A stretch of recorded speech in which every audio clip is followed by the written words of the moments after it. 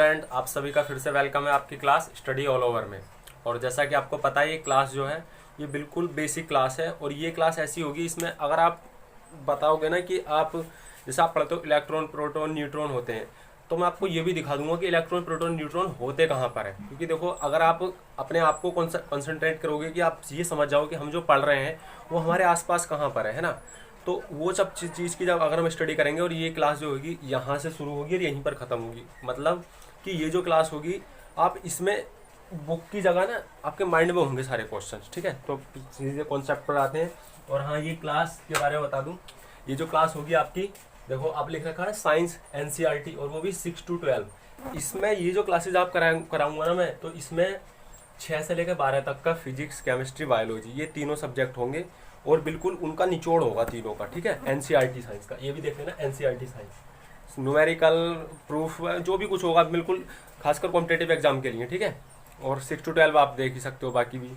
और ठीक है, अभी इतना ही देखते हैं और आगे आप भी अदर सब्जेक्ट की भी पॉलिटी ज्योग्राफी वगैरह पर सब कुछ मिलेगी। फिलहाल इस पर स्टडी करते हैं। आज हमारी केमिस्ट्री का एक चैप्टर है पदार्थ एवं उसकी अवस्थाएं, इसके प्रकार। अच्छा, मैं आपको सिंपली समझाऊं पदार्थ होते क्या हैं। क्वेश्चनों को रटने से छोड़ो, आप ये देखो कि पदार्थ होते क्या है। पदार्थ उसे कहते हैं, देखो, प्रत्येक वह जिसमें द्रव्यमान है और जो स्थान घेरता है वो पदार्थ कहलाता है। कोई भी चीज ले लो आप, जिसमें क्या हो, उसका कुछ ना कुछ मास हो यानी द्रव्यमान हो, द्रव्यमान हो। दूसरी बात, जो स्थान घेरे, स्थान घेरे। अगर किसी भी कोई भी ऐसी इस पूरे ब्रह्मांड में कोई भी ऐसी वस्तु ले लो, कोई भी ऐसी चीज ले लो, अगर उसमें ये दो कंडीशंस हैं कि वो द्रव्यमान है उसका कुछ ना कुछ और वो स्थान घेर रही है, तो वो पहले कहलाएगी पदार्थ। ठीक है, अब आपको पता है पदार्थ कितने प्रकार से मिलता है। तो पहले स्टडी की गई तो पदार्थ नॉर्मली 3 चीजों से पाया गया, मतलब 3 प्रकार से ही पाया गया, ठोस या द्रव या गैस के रूप में, है ना। उसके बाद अब कॉम्पिटेटिव एग्जाम अब लेवल बढ़ गया, तो अब जो है ना 2 स्टडी और हैं कि मतलब BEC और कौन सा, प्लाज्मा और BEC, यानी 5 अवस्थाएं हो गई। ठोस हो गई, एक द्रव हो गई, एक गैस, एक BEC और एक प्लाज्मा। ठीक है, इन सब के बारे में थोड़ा थोड़ा देखते हैं। आप ये सोचो कि कुछ भी पदार्थ है, देखो अब मैं आपको बताऊं, जैसे अगर मैं कुछ एग्जाम्पल लूं, जैसे मैंने कहा हवा, मैंने कहा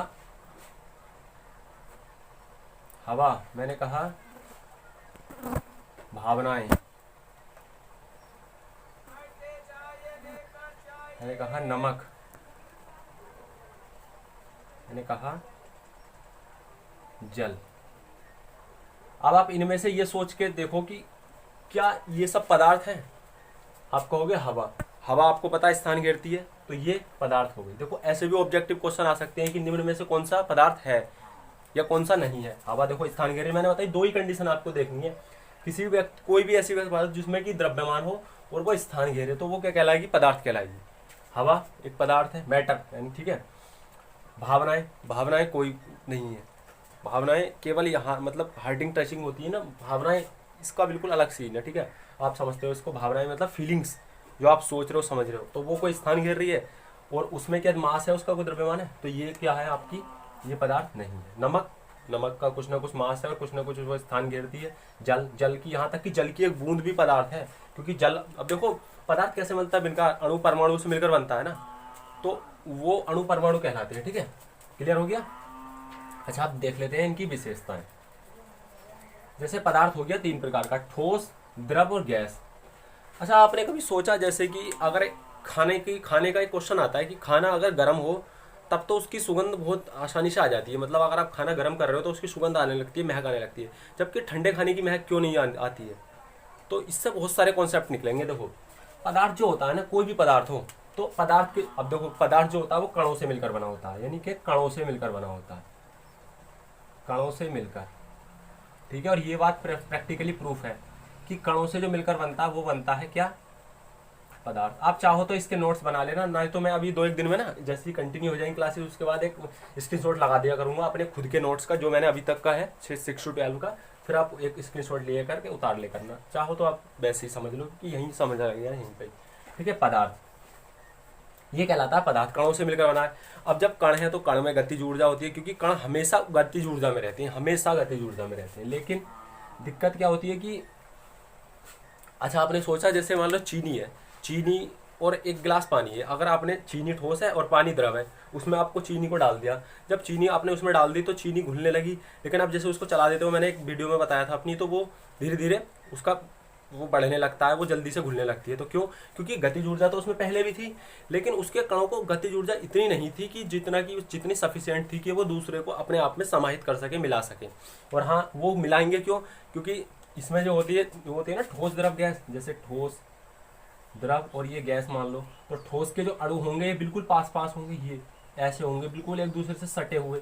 द्रव में क्या होगा, थोड़ा दूर दूर होंगे, ऐसे, है ना, ऐसे मान लो आप थोड़ा। और गैस में तो कोई एक होगा, कोई यहाँ होगा, कोई यहाँ, बस।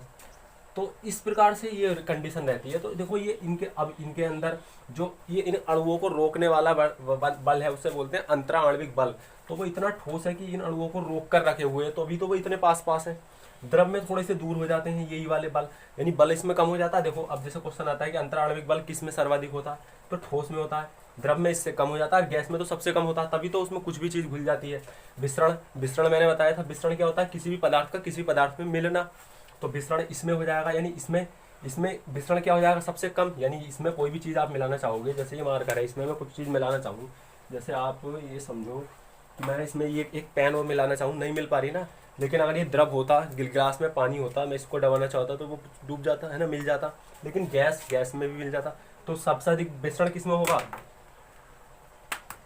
गैस में। और इसका रीज़न क्या है, आप बहुत सारे एग्जाम्पल पढ़ते हो उसके, कि मतलब खाना बनते समय दूर से गंध आने लगती है, किसी को दूर से पता चल जाता है, हवा इतनी सारी मिक्स है गैसों का, ठीक है।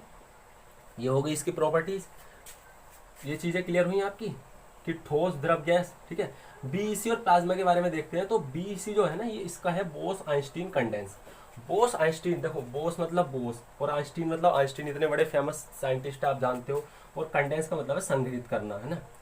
तो उन्होंने क्या करा, बोस जी ने तो डाटा उठाया, मतलब कुछ तत्वों पे शोध किया, है ना। और आइंस्टीन को उन पर अध्ययन किया और उसको संग्रहित करके जब वो एक नए प्रकार की पदार्थ की अवस्था का मतलब कि निर्माण किया, वो थी बीईसी, यानी बोस आइंस्टीन कंडेंस। देखो ये क्लास बिल्कुल बेसिक है, ठीक है। अब अभी थोड़ा टाइम लगेगा आपको, जैसे जैसे ये कॉन्सेप्ट बढ़ते रहेंगे ना, ये रोज आपके सामने आएंगे यही सारे कॉन्सेप्ट, क्योंकि देखो इन्हीं सब चीज़ से मिलकर बिल्कुल शुरुआत है ये, यही सब एक दूसरे से रिवीज होते रहेंगे ना, रिपीट होते रहेंगे, तो सब कुछ डेफिनेटली क्लियर हो जाएगा आपका, ठीक है। बोस आइंस्टीन कंडेंस, तो बोस जी ने डाटा उठाया, आइंस्टीन जी ने इनको मिलकर स्टडी की, और उसके बाद उन्होंने कहा था कि जो पदार्थ होता है ना, देखो इसकी कंडीशन बताऊँ, क्या था, इन्होंने कहा कि कुछ कण लिए, है ना, पदार्थ लिए, और पदार्थ का 1/, जो पदार्थ जो होता है कणों से मिलकर बना होता है। देखो ये कण हुए हैं, ये जो कण होते हैं इसके अणु परमाणु, ठीक है। इन कणों को लेकर इसका 1/1,00,000 इतना भाग किया, और उस भाग को करने के बाद इसे क्या किया, संघनित किया, यानी कंडेंस किया। जब उसको संघनित किया, उसे ठंडा किया और ज़्यादा, तो तब जाके ये वाली कंडीशन मिली इनको, ये अवस्था मिली, कौन सी, बोस आइंस्टीन कंडेंस। ये एक प्रकार की अवस्था है, पहली थी ना, पहली, दूसरी, तीसरी, चौथी और पांचवी तो ये पहले, चौथी पांचवी हो जाएगी। प्लाज्मा आप जानते ही हो, जैसे CFL जलती है या रॉड जलती है, तो ये सब चीज़ जो मतलब जो उसके कण होते हैं, वो कण आयनित होकर अपने आयनों में टूटना, यानी इसमें जो होते हैं कण का आयन में टूटना, ठीक है। आयन में ये टूट जाते हैं, आयन में टूटना, तो ये उसकी अवस्था कहलाती है प्लाज्मा। जैसे जलती है, जैसे देखो आप देख रहे हो ना, सोडियम वाली जो जलती है वो पीले कलर की जलती है, जबकि पारा यानी Hg मरकरी वाली जो होती है, जैसे LED बल्ब होते हैं ना, Hg मरकरी वाली, वो होते हैं LED बल्ब, है ना, LED बल्ब जो होते हैं, ठीक है। तो आपने देखे वो वाइट कलर के जलते हैं, तो वो किसके कारण होते हैं, Hg होता है उसमें। और जो सोडियम के वाले होते हैं लैंप, सोडियम लैंप जो जैसे सड़क के किनारे, रोड के किनारे जो होते हैं, वो वाले होते हैं, कौन से लैंप होते हैं, वो होते हैं ये वाले सोडियम वाले, है ना, सड़क किनारे लैंप, सड़क किनारे लैंप। ये क्वेश्चन भी जैसे मान लो पूछ लेगी, ठीक है। चलो फिर आज फिलहाल के लिए इतना ही रखिए, वीडियो फिर काफ़ी लंबा हो जाएगा। देखो अभी शुरुआत है, धीरे धीरे होके सब कुछ अपने आप एडजस्टमेंट में आ जाएगा। तो देखो हम यही देखेंगे कि हाँ आप रिवाइजन कर लो कि देखो कोई भी, अब आप जैसे भी वो पूछे ना कि हाँ अब जैसे क्वेश्चन आ जाए कि आप पदार्थ निम्न में से पदार्थ छांटिए, तो आप एकदम से कैरी कर रहे हैं कि क्या हो सकता है पदार्थ, मतलब कि आप दो चीज़ें ध्यान में रखो कि वो एक चीज़ तो वो कि उसमें कुछ ना कुछ उसका मास हो, यानी द्रव्यमान हो, और वो स्थान घेरे। अगर इसमें दो कंडीशन मिलती हैं तो वो कहलाएगी आपकी पदार्थ, ठीक है, मैटर, ठीक है। ये बेसिक था और आगे अभी मिलेगी आपको। देखो 3 क्लासें ये रोजाना मिलेंगी और उसके बाद पॉलिटी ज्योग्राफी वगैरह ऐसे आपको बता दूंगा कि आपने जैसे पॉलिटी खुद लिखी हो। ठीक है, thank you for watching, like share subscribe कर लेना, थैंक यू।